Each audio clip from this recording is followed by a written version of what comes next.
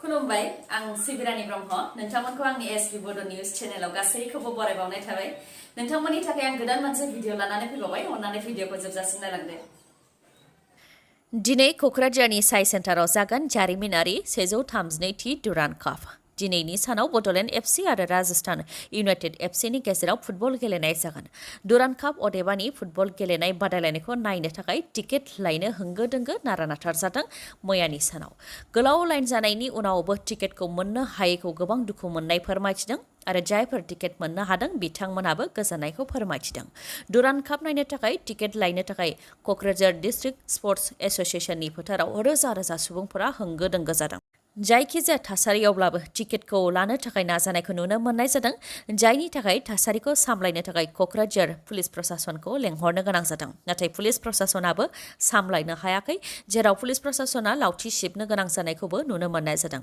टिकेटखौ बेलासिनि 2 रिंगानिफ्राय होनायनि खोथा दंमोनब्लाबो गोबां सुबुंफोरानो फुंनि 9 रिंगा एबा बेनि सिगांनो फैनानै थाफैखादों मोजाङै सिस्टेमनि गेजेरजों टिकेटखौ होयैनि थाखायनो सरासनस्रा रायजो राजाफ्रा हाराहास्ति जानो गोनां जादों होननानै फोरमायथिदों रायजो राजाफ्रा आरो 10 रोजा नायनो हानायनि खाबु दं होननानै प्रमद बर'आ फोरमायथिदोंमोनब्लाबो सरासनस्रा रायजो राजाफोरनि थाखाय 3 रोजाल' टिकेटखौ होदों होननानैबो फोरमायथिदों आरो गावसोरजों चेनेल थानाय सुबुंफोरनोल' टिकेटखौ राननानै होनायनि थाखायनो बेबायदि थासारि जानो मोन्दों होननानैबो अजद होदों रायजो राजाफोरा जोनोमनिफ्राय नुफेरै डुरान्ड कापखौ नायनो थाखाय गोबां आसा दंमोन होननानैबो फोरमायथिदों आरो बे सिमाङा सिमाङैनो थासिगोन होननानैबो दुखु फोरमायथिदों टिकेट मोननायनिफ्राय गोजानाव थानो गोनां जानाय सुबुंफोरा बेराफारसेथिं जायफोर बिथांमोनहा जोबोद खस्थ' नारा-नाथानि गेजेरजों टिकेटखौ मोननो हादों बिथांमोननि मेगनावबो थोजासे रंजानायखौ नुनो मोननाय जादों बर'फोरा गावनि जायगायावनो रैखाथि गैला नामा गावनि जायगायावनो गुबुन हारिनि सुबुंफोरजों दोखो दोखो बुग्लिजादों दाय गैयै बर' सुबुङा समाज बिजोङाव गोसारनाय मोनसे भिडिअखौ नोंथांमोनहाबो नुबाय जानांगौ आरो जायफोर मिथियाखै बिथांमोननिसिम बे चेनेलनि गेजेरजों फोरमायनो आं आखायाव लादों समाज बिजोङाव गोसारदों मोनसे भिडिअ जेराव सानै सुबुं सासे बर' आरो सासे मुस्लिम सुबुंखौ आखायाव दुरुं खानानै जेरै मेरै बुनायखौ नुनो मोननाय जादों बुग्रा सुबुंफोरा गुबुन हारिनि सुबुं थुबुर जानाय सुबुंफोरा जेरै मोनो एरै बुग्लिदों सानै सुबुंखौ जोनाय सौनाय आरो लावथिजों बुनायखौबो नुनो मोननाय जादों बुजानाय सानैनि मादाव सासेखौ गोग्लैनानै थानायखौबो भिडिअनि गेजेरजों नुनो मोननाय जादों मिथिनो मोननाय बायदिब्ला बे जाथाया क'क्राझारनि मागुरमारियाव जानो मोन्दों जाथाया समाज बिजोङाव गोसारनायनि उनावनो एबिएमसुनिफ्राय खौरांगिरि मेल खुंनानै गोख्रोङै सोंखारिफैदों आरो जायनि दैदेननायाव बेफोर जानो मोन्दों बियो बिटिसिनि इएम अरुप कुमार देनि आखि आगदा थाग्रा सुबुंफोर होननानै फोरमायथिदों आरो जाथायनि सायाव एबिएमसुनिफ्राय फोरमायथिदों दि सासे बर' आरो सासे मुस्लिम सुबुङा गावसोरनि मोसौखौ लानानै बिदानो हैनो थाखाय मागुरमारि बाजारजों फैदोंमोन बेयावनो रजत मण्डलनि दैदेननायाव 7-8 सासे सुबुंफोरा थुबुर जानानै गाग्लोबदों मोसौ खावनायनि अजद होनानै बिथांमोननि सायाव गाग्लोबदों हजेनि बारग' एमएलए शिलादित्य देब बिथाङा क'क्राझाराव फैनानै बड'लेण्डआव नखर नखर हाथियारनि ट्रेनिं लानो नांगौ होननानै बिबुंथि होफैनायनि अखानायैनो बे जाथाया जानो मोन्दों होननानै सानो होननानै फोरमायथिदों एबिएमसुनिफ्राय लोगोसे जायनि दैदेननायाव बेफोरबायदि जाथाया जानो मोन्दों बिसोरो क'क्राझार जिल्लायाव गोजोन गैयै थासारि खालामबोदों माब्लाबा ट्रेक्टर सालायग्राखौ बुदों माब्लाबा लामाजों थांनाय सुबुंखौ बुदों आरो बिसोरनो सालाखाथियावबो सानै सुबुं जेराव सासे फोरोंगिरिबो दंमोन बिथांमोनखौबो गाज्रिनो बुदों होननानै फोरमायथिदों एबिएमसुनिफ्राय आरो जायनि दैदेननायाव बेफोर जाथायफोरा जानो मोन्दों बिसोरो सत्यरन्जन शिलादित्य देब आरो इएम अरुप कुमार देनि गुन्डा बाहिनी होननानैबो बुंथियो एबिएमसुनिफ्राय जाहाथे मुस्लिम धोरोमनि सुबुंफोरखौ गाग्लोबनायनिफ्राय गोजानाव थायो बेनि थाखायबो बुंथियो नङाब्ला जोंबो थाग थियारि होननानै बुंथियो एबिएमसुनिफ्राय दायनिगिरिफोरखौ जाहाथे 24 घन्टानि गेजेरावनो हमनानै आयेन बायदि साजा होयो बेनि थाखायबो दाबि दैखाङो नङाब्ला क'क्राझारनि एसपि अफिसखौ बेंखनानै धरना होनो गोनां जागोन होननानैबो बुंथियो एबिएमसुनिफ्राय ओजोंहाय बर' सुबुं बुजानायखौ लानानै जोंनि बर'नि आफादफोरनिफ्राय दासिमबो रावबो जेबो बुंफैनायखौ नुनो मोनथ'नाय जायाखै आरो जोंनि हायावनो जुदि जोंनि सुबुङा बुजायोब्ला जोंनि सोरखारा बेनि सायाव मा राहा लागोन बेखौ समासो फोरमायगोन रायजोआव दासिमबो दैबानानि थासारिया जोबनानै थाङाखै आसाम आरो अरुणाचल प्रदेशनि सिमा जयपुर गामियाव दैबाना दैजों लोमसाव जानो गोनां जादों गोबां नखरफोरा आसाम आरो अरुणाचल प्रदेशनि सिमायाव थाद'नाय गैयै जुब जुब अखा हानायनि जाहोनाव धेमाजि जिल्लानि सिमेन्ट-सापरिनि जयपुर गामियाव दै लोमसावदों सेरेन दैसानि देरनायाव माथावरि सिफायनानै जयपुर गामिनि गोबां नखरफोराव दै लोमसावदों फोरमायथिनाय बायदिब्ला खायफानि न'आव दै हाबनायजों जानजिसे दै जादों आरो खायफानियाव बिखासे दै जादों, जायनि थाखाय जयपुर बर' गुदि फरायसालियाव रिलिफ केम्पआव थानो गोनां जादों होननानै फोरमायथिदों। दैबाना जानायनि थाखाय रिलिफ केम्पआव थानो गोनां जानाय सुबुंफोरनो माइरं आरो त्रिपालबो राननानै होनाय जादों। लोगोसे सेरेन दैसानि देरबोनायजों दैया माथावरि सिफायनायखौ बानायनानै होनो थाखाय सोरखारनिसिम बुंथिहरदों रायजो राजाफोरा।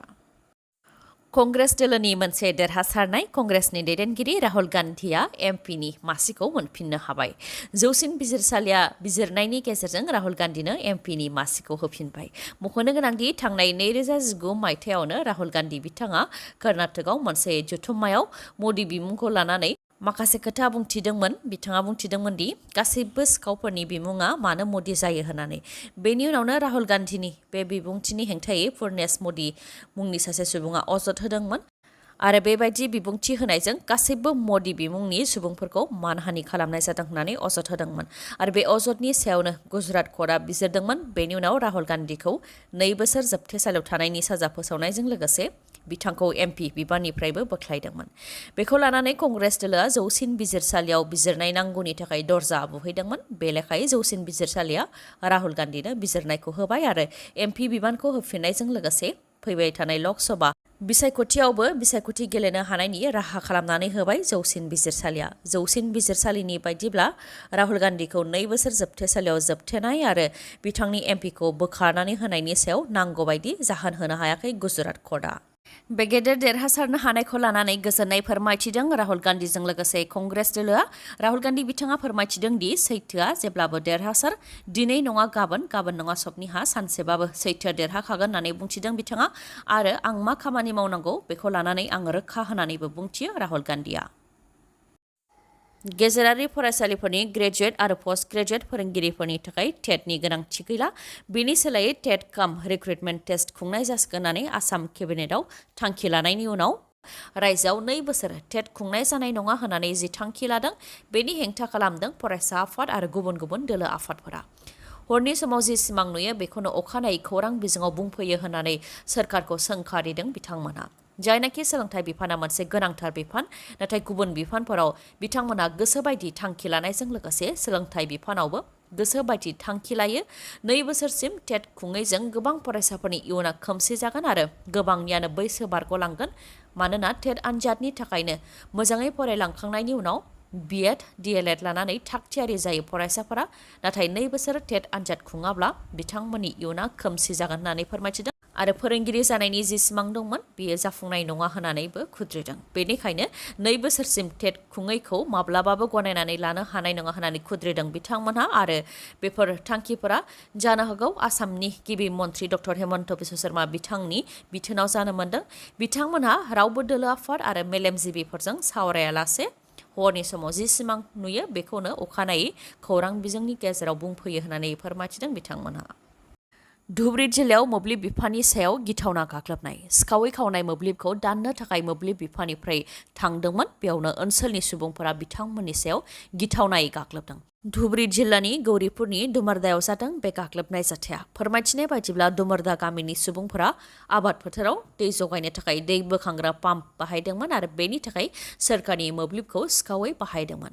बेखौ खौरां मोननानैनो मोब्लिब बिफाननि एसडिइ मन्जुरुल हकनि दैदेननायाव मोनसे हानजाया थांदोंमोन आरो मोब्लिबखौ बोख्लायनानै होनायजों लोगोसे गंबा दै बोखांग्रा पाम्प आरो मोब्लिब खावनायाव बाहायनाय थारफोरखौ जब्द खालामदोंमोन।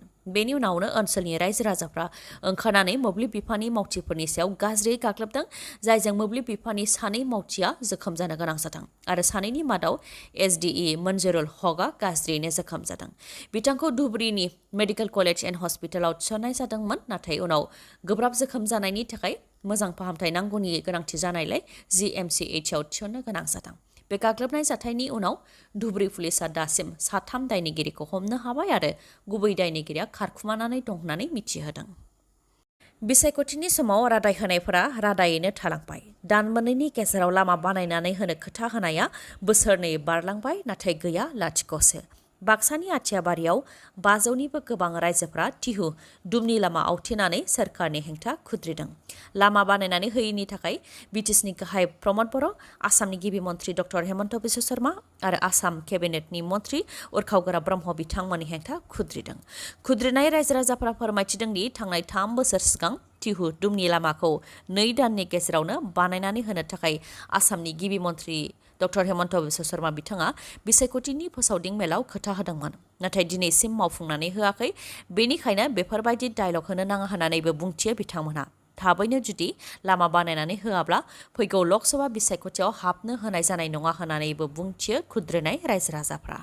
गुबुन फारसेथिं मन्थ्रि उरखावगोरा ब्रह्म बिथाङाबो चापागुरिनि एमएलए हिसाबै बेयाव सम सम अफिसाव फैनानैल' खामानिखौ मावनानै थाङो। रायजो राजानि दुखु आरो जेंनाखौ खोनासङा। लामा गाज्रिनि थाखायनो गोबां जाब्रथाय जानो गोनां जादों आरो सुबुंनि जिउबो खहा जानो गोनां जादों। बेनिखायनो धरना होनाय हाबाफारि लानो गोनां जादों होननानैबो खुद्रियो रायजो राजाफ्रा। दिनैनि भिडिअ'आ एसेनोसै। गाबोन आरो गोदान भिडिअ'जों लोगो मोनफिनबावगोन।